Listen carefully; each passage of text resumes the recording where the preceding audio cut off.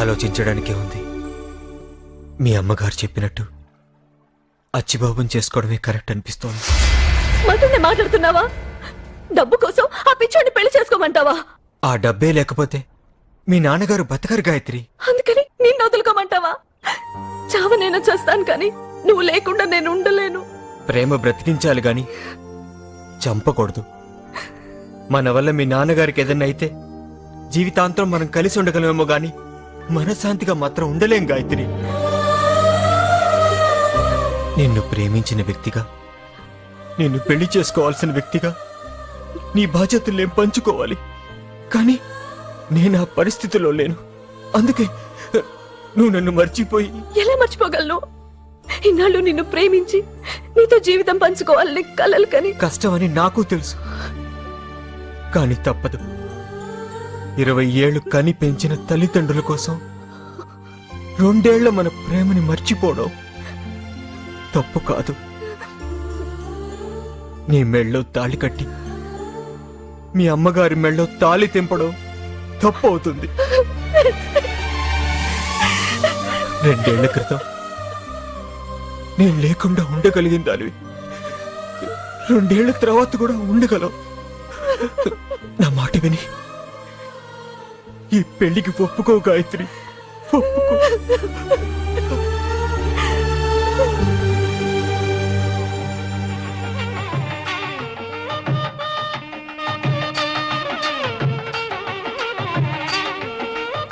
తప్ప అమ్మా, మొత్తం పెళ్లి కేసెట్ ఎంత నువ్వే ఉంటావా ఏంటి?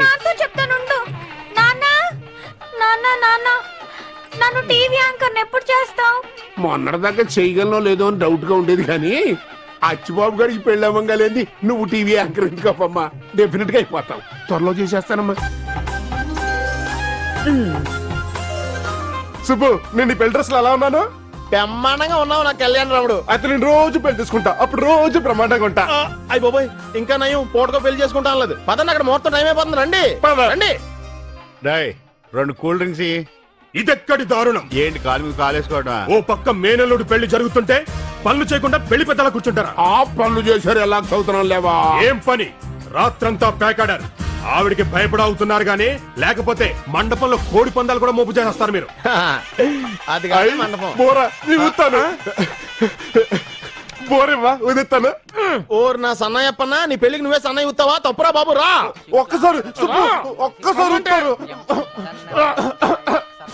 కూర్చో ఇక్కడ. పంతులు కూడా కూర్చున్నాడేంటి? వీడు కూడా పెళ్లి చేసుకుంటాడా? ఆ లావిడ చంపేద్ది, ఆయన చేసుకోడు, నీకు చేస్తాడు. అయితే సరే. వీడికి తెలుగు రాదా? అయ్యి బాబోయ్, నాన్నమయ్యో, పంతులు గారికి తెలుగు రాపడం ఏంటి? మరి అదేదో భాషలో మాట్లాడుతున్నాడు. అయ్యి మంత్రాలు మీరు కానివ్వండి. అక్షంతలు తీసుకో బాబు. అవి నేను తినాల్సిన బియ్యం, నా పొట్ట కొట్టకు. అవును, నుదుట బాసికమేది? వాచిలా ఉందని చేతి కట్టుకున్నాను. ఇంకా నయం, తాయెత్తులా ఉందని మొలతాడు కట్టుకోలేదు. తీయండి. నేను తీయను. అచ్చిబాబు, పంతులు గారు చెప్పినట్టు చెయ్యి.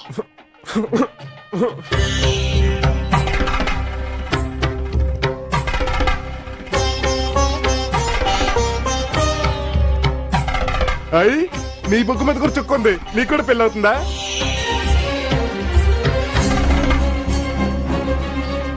కాకి ముక్కుకి యాపిల్ పడినండి. ఇదే కన్నోళ్ళకి లేని దొరద మనకి ఎందుకు?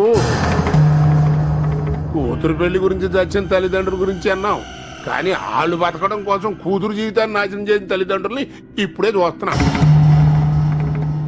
నువ్వు బాగున్నావు, నాకు నచ్చావు. నిజం. అదేమిటి బాబు, పెళ్లి కాకుండానే అమ్మాయిని అలా గిల్లేశావు? గిల్లి చెప్తే నిజం చెప్పినట్టు కదా సుబ్రహ్మణ్యం? కొరికి చెబితే అబద్ధం చెప్పినట్ట ఏమిటో. ఈ బెల్లం జీలకర్ర తీసుకో. ఇది బాగోదు. సన్నపప్పు బెల్లం అయితే బాగుంటుంది. ఇవి తింటానికి కాదు, అమ్మాయి నెత్తి మీద పెట్టాలి. నేనెందుకు పెట్టాలి? దాని చేతులు ఉన్నాయి కదా, దానే పెట్టుకోమను. అచ్చి బాబు, అవి తీసుకుని ఒకళ్ళ నెత్తి మీద ఒకళ్ళు పెట్టుకోవాలి. ఓ, పెళ్ళంటే ఒకళ్ళ నెత్తి మీద ఒకళ్ళు చేతులు పెట్టుకోవటం అన్నమాట. పిచ్చివాడువైనా నిజం చెప్పావు.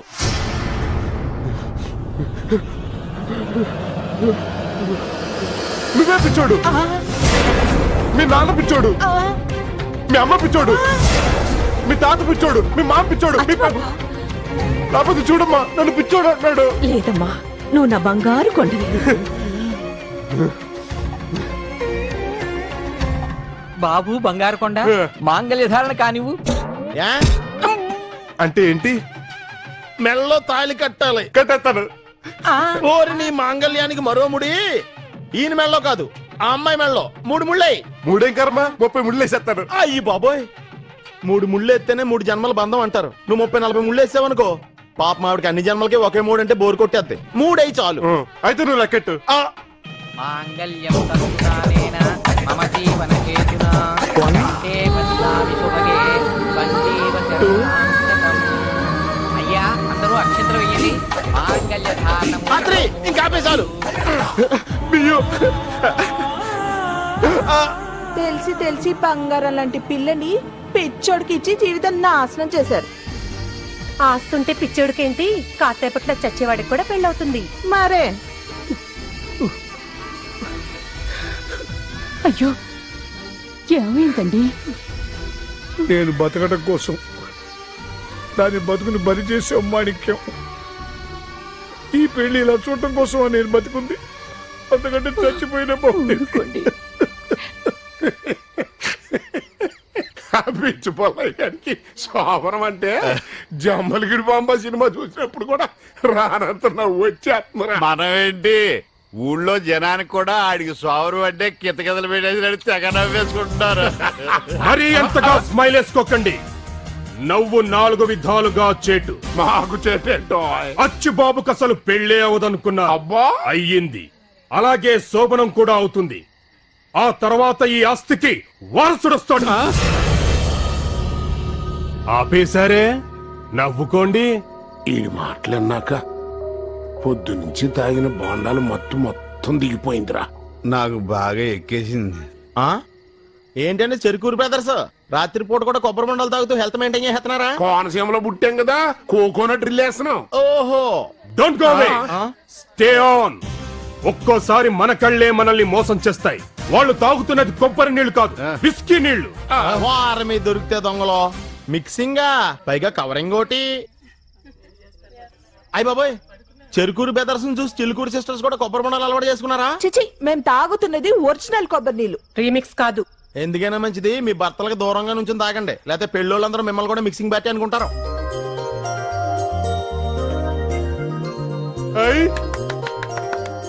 మంచాన్ని పూలెట్టారేంటి? ఇది ఆడ మంచమా? కాదు, నీ మంచం. ఈ రోజు నుంచి నువ్వు ఇక్కడే పడుకోవాలి. మరి నేను పడుకుంటే పాపం పూలు నలిగిపోతాయి కదా. నలిగినా పర్వాలేదు, ఈ రోజు నీకు మొదటి రాత్రి కదా. ఈ రోజేంటి, నీ పుట్టకు చాలా రాత్రులు వచ్చాయి కదా. అది వేరు ఇది వేరు. ఈ రోజు తొలిసారిగా నీ భార్య నీ దగ్గరకు వస్తుంది. మరి మన పిల్లప్పుడు కూడా వచ్చింది కదా. ఆ రావడం వేరు, ఈ రావడం వేరు. ఏంటి వేరు? ఏది అడిగినా వేరు వేరు అంటావు. అది కాదు నాన్నా, నీకు పెళ్ళయిందా? అయింది. గాయత్రి నీ భార్య కదా. అవును. అందుకని ఇక నుంచి నువ్వు నీ భార్య కలిసి ఇక్కడే పడుకోవాలి. అర్థమైందా? అర్థమైంది. ఏం అర్థమైంది? నేను గాయత్రి ఇక్కడే నిద్రపోవాలి. పడుకోవడం అంటే నిద్రపోవడం కాదు. మరి అది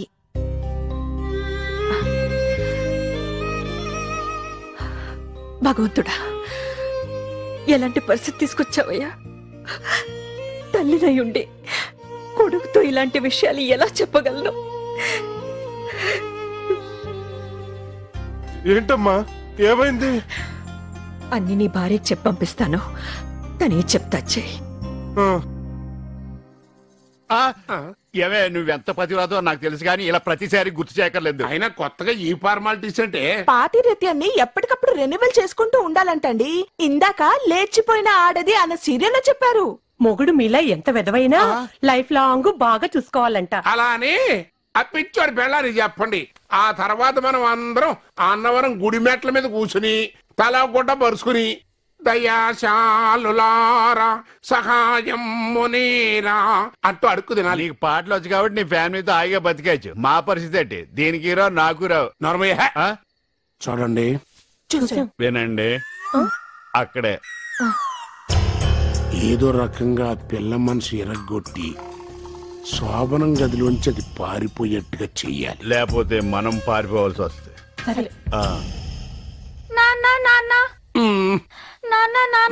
నన్ను ఎప్పుడు చేస్తావు? ముందు నువ్వు 32 పళ్ళు బయట పెట్టి నవ్వటం ప్రాక్టీస్ చెయ్యి. అలా తింగరతనం కొట్టొచ్చినట్టు కనపడాలి, అప్పుడే నువ్వు టాప్ యాంకర్ అవుతావు. సగం వచ్చేసింది. నేను చూస్తూ ఉంటే నాకు చాలా బాధగా ఉంది. ప్రతి అమ్మాయి నైట్ కోసం మిడ్ నైట్ మసాలా చూస్తూ కలలు కంటుంది. సమరం గారి అవసరం లేకుండా సంసార జీవితం సుఖంగా ఉండాలని కోరుకుంటుంది. ఏం లాభం, పోయి నిన్న తింగరవుడు కంటగట్టారు. అచ్చుడు, ఆ బొమ్మలన్నీ మా వదిన గారు అచ్చుబాబు కోసం కొన్నారు, కానీ ఒక్కరోజు కూడా వాటిని వాడలేదు. కనీసం చెయ్యి కూడా వేయలేదు. దాంతో అవి దుమ్ము కొట్టుకుపోయాయి. అనకూడదు గాని నీ జీవితం కూడా అంతే. అవి ఆట బొమ్మలయ్యాయి, నువ్వు ఆడబొమ్మవయ్యావు. డబ్బుంటే అవసరాలు తీరుతాయి కానీ సరదాలు తీరవు. ఏదో ఒకరోజు కిటికీలు తెరిచి వీధిలో చూడాల్సిందే. మరే అలంకరణ అయిందా? అయిపోయింది. రంభలా తయారు చేసాం. రంబా మొమైత్ ఖాన్లా ఎందుకండి? సగ్గా సౌందర్యం మీనలా తయారు చేయండి. నువ్వు ఊరుకోరా. అమ్మాయితో కాస్త మాట్లాడాలి, మీరు కొంచెం బయటికి వెళ్తారా? అలాగే. వెళ్ళిపోయారండి. నువ్వెళ్ళవే. ఓహో, ప్యాకేజ్ నాతో కలిపాయండి. అలాగేనండి, వెళ్ళిపోయాను గారు. నన్ను క్షమించమ్మా. అయ్యో, ఇదేంటత్తయ్య? సాట ఆడదానిగా నీ బాధను నేను అర్థం చేసుకోగలను. కాకపోతే నువ్వు నీ తండ్రి గురించి ఆలోచించినట్టు నేను నా కొడుకు గురించి ఆలోచించాను.